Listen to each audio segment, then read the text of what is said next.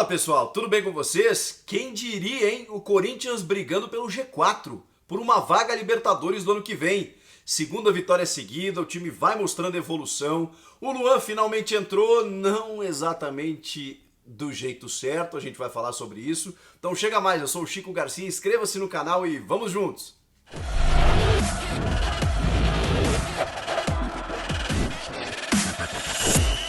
Já já eu vou falar sobre tudo o que aconteceu nesse jogo, mas antes eu tenho uma dica para te dar. Esse vídeo é um oferecimento de OneFootball, um aplicativo que eu uso para me manter informado sobre tudo que está rolando. Lá você tem notícias, estatísticas, resultados, tudo sobre o Campeonato Brasileiro. E a dica agora especialíssima é a transmissão ao vivo e de graça da Bundesliga, o Campeonato Alemão 2021/2022, na tela do seu celular. Transmissão do Campeonato Alemão ao vivo, na palma da sua mão. Ao vivo e de graça.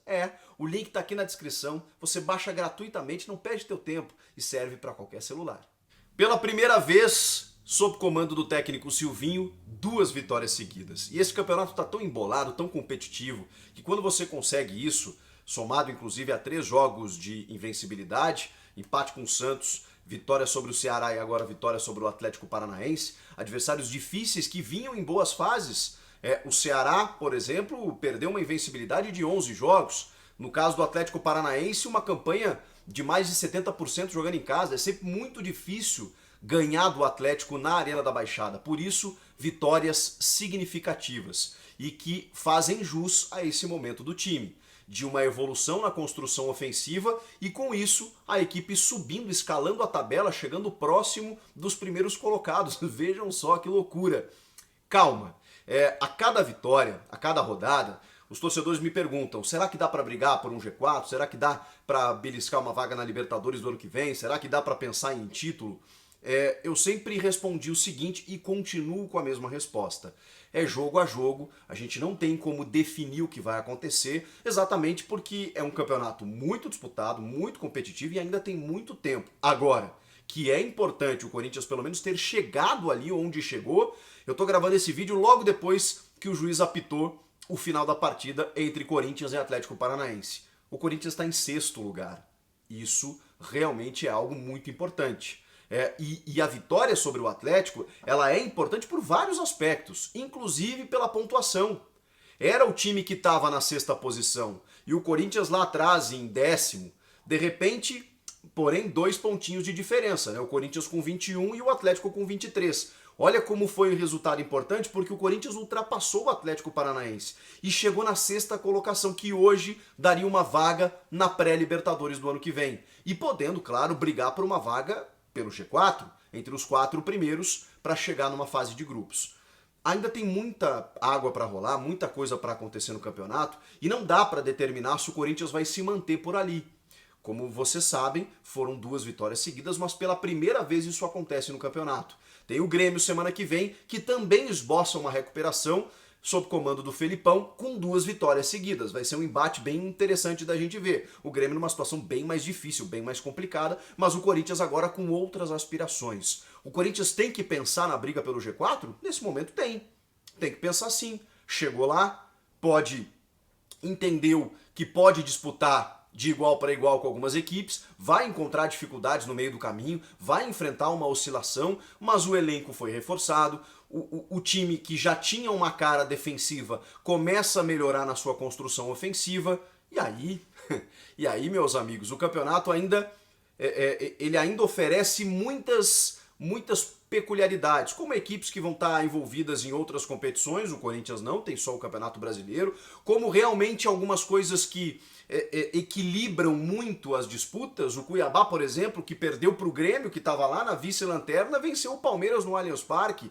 O Flamengo, que, por exemplo, estava atropelando todo mundo, tomou um 4-0 do Inter no Maracanã. Esse é o Campeonato Brasileiro. Então o foco tem que ser total, a concentração tem que ser total, para que o Corinthians, passo a passo, pé no chão, consiga evoluir, ficar numa pontuação próxima dos seus concorrentes, e aí sim, da metade para o final, não, a gente já vai partir para ela agora, né, quando virar o turno. Da metade do 2º turno para o final é que as coisas começam a se decidir, né? Naquelas 10 últimas rodadas a gente vai ter uma noção de onde o Corinthians vai estar. Mas nesse momento já não é algo tão distante, é isso que eu quero dizer. Se não é realidade ainda, pelo menos entrou no horizonte. Como que eu vou tirar o Corinthians da briga pelo G4 se hoje ele é sexto colocado? Se nesse momento ele está na sexta posição? Ele está inclusive postulando uma vaga lá.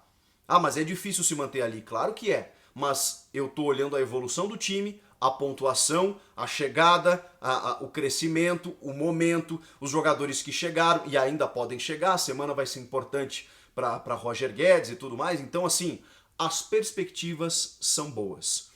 O Silvinho escalou a sua formação que vem dando certo, né, daquele jeito. Acho que o Jô, mais uma vez, teve uma movimentação muito importante.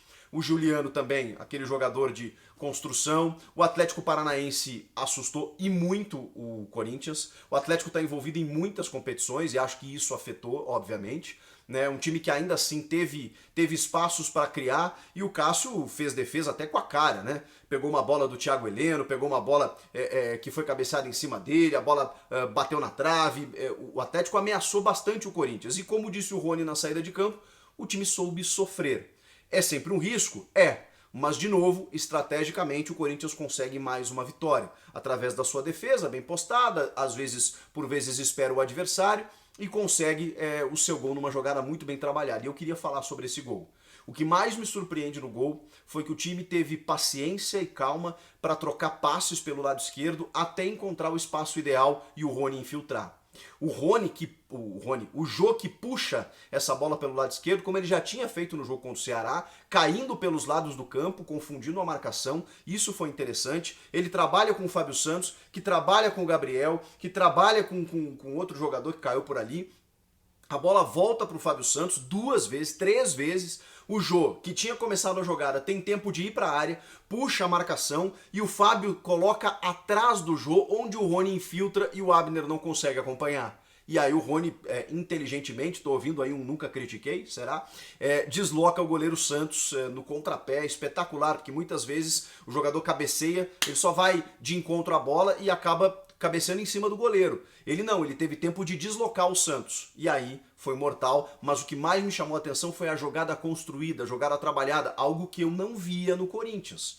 Eu não vi esse tipo de bola, que teve a participação, como eu disse, do Jô, saindo um pouco da sua zona de conforto, a chegada do Fábio Santos, que pode ter alguns problemas físicos, assim, já não tem o mesmo ímpeto, mas ele tem muita qualidade, especialmente no cruzamento. E jogadores se aproximando ali para poder tabelar, construir jogadas, ter calma, paciência para, no momento certo, o time finalizar. Não foi muito mais do que isso. O Corinthians não conseguiu chegar muito mais com perigo a ponto de construir um placar mais elástico. Mas, de novo, o Corinthians está fora de casa, jogando contra um adversário que tem números excelentes como mandante, que é um inimigo direto, em que o resultado, obviamente, era o mais importante. E que você precisava de uma estratégia efetiva para conseguir o resultado.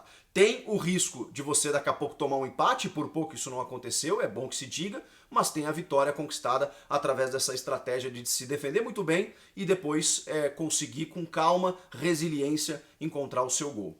A gente teve algumas mexidas táticas no jogo, depois do gol especialmente, o Silvinho inverte de lado o Mosquito e o Adson, para que eles consigam acompanhar os laterais e também ter uma recomposição defensiva. É um final de jogo em que o time se defende e fica esperando o adversário, com uma proteção um pouco maior. Mesmo assim, como eu disse, o Thiago Heleno teve chance, o Léo Cittadini, o Jaderson, o Cássio tirou bola do jeito que foi, até com a cara. Mesmo assim, como eu disse, o Corinthians conseguiu se segurar. E aí tem o ingrediente do jogo, uma novidade, primeira entrada do Renato Augusto, né, que mais uma vez entra no segundo tempo e consegue dar aquele toque de qualidade dele, não fez golaço dessa vez, mas aos pouquinhos vai se soltando, vai ganhando ritmo, o Corinthians está jogando de semana em semana, né, então é necessário que esses jogadores entrem, tenham rodagem, e a gente ainda vai ver mais ainda, como eu disse, gente, muita paciência, a gente não viu ainda o melhor do Renato, não viu ainda o melhor do Juliano, e ainda assim a gente já vê uma melhora no time, na formatação tática do time. Então eu acho que são motivos para comemorar. E aí depois tem a entrada do Luan. O Luan finalmente entrou depois de 4 jogos sem sequer entrar alguns minutos. Depois de, enfim, 2 meses sem ter sido titular. Mais de um mês em que ele sequer entrava alguns minutinhos. Tinha entrado contra o Atlético Mineiro no dia 17 de julho, 2 minutos. Mas tudo bem, dessa vez ele entrou 15, entrou aos 30. Não conseguiu fazer muita coisa. Mas o que mais o que mais me surpreendeu negativamente, né, foi que ele entrou na vaga do Jô. E aí, de novo, o Silvinho enxerga o Luan como uma alternativa, um substituto ao Jô. De novo, o Silvinho desconhece a carreira do Luan, que pode funcionar num time sem centroavante, um cara que flutua, mas ele não é falso 9, nunca foi a sua posição fixa. E o Luan entrou como falso 9. Felizmente, e aí eu não sei se foi proposital ou se foi iniciativa do próprio Luan, quando chegou nos minutos finais, eu vi ele mais recuado. Vi o Vital muitas vezes mais à frente, que também entrou no segundo tempo, do que o Luan, porque o Luan precisa carimbar a bola. Esse é o jogo dele, ele gosta de tocar na bola o tempo inteiro. Ele voltou no círculo central para tentar começar uma construção de jogada. Porque ele não vai ficar lá na frente disputando com o zagueiro. Não é esse o jogo dele, mas foi dessa forma que ele começou. Os minutos iniciais do Luan era o Luan fazendo marcação, pressão na saída de bola do Atlético e ficando lá posicionado como o último homem. Ele não é esse cara, Silvinho, pelo amor de Deus, o Luan não tem que jogar ali. Outra coisa que me irritou, no momento que o Luan entra, o Juliano sai. Eu sei que o Juliano daqui a pouco não tem ritmo, que pode não jogar 90 minutos, mas tudo que a gente quer é ver uma parceria do Luan com o Renato e com o Juliano. É ver o Luan jogando com o Juliano, onde eles tiveram uma grande parceria no Grêmio. É difícil, né? Não acontece. Quando finalmente o Silvinho põe o Luan, põe numa posição errada e tira o seu parceiro. Então, a gente vai ter que esperar mais para os próximos jogos, para saber se o Silvinho vai dar sequência, para saber se o Silvinho vai botar ele como meia, para saber se o Silvinho vai colocar ele na parceria com o Juliano ou o Renato, enfim, para ver se a gente consegue ver pelo menos esse trio de jogadores importantes, qualificados, sem comparar nenhum dos três, mas que podem render muito ao Corinthians, basta o técnico saber usar. E por fim a expulsão do Thiago Heleno, né, no Adson, de um lance que o árbitro não vê no campo, mas que no vídeo é inacreditável. Foi uma entrada duríssima, com um risco sério de machucar o menino, uma entrada por cima. O Thiago Heleno, eu tenho certeza que vai olhar esse lance na televisão, porque às vezes no calor do jogo o cara não se dá conta, né? E eu não vou aqui tentar imaginar qual foi a intenção do jogador. Agora, eu preciso analisar o que eu vi. O que eu vi foi uma disputa desleal de um zagueiro que entra por cima, que baixa a meia, inclusive, na canela do adversário e que por pouco não quebra a perna do adversário, do menino Adson, que sai, inclusive, com um rasgo na perna. Um lance que, se em campo você não vê, o VAR tem a obrigação de chamar o árbitro para que o Thiago Heleno seja expulso, como aconteceu. Uma expulsão corretíssima e que bom que tá tudo bem com o Adson, porque ele correu riscos grandes aí.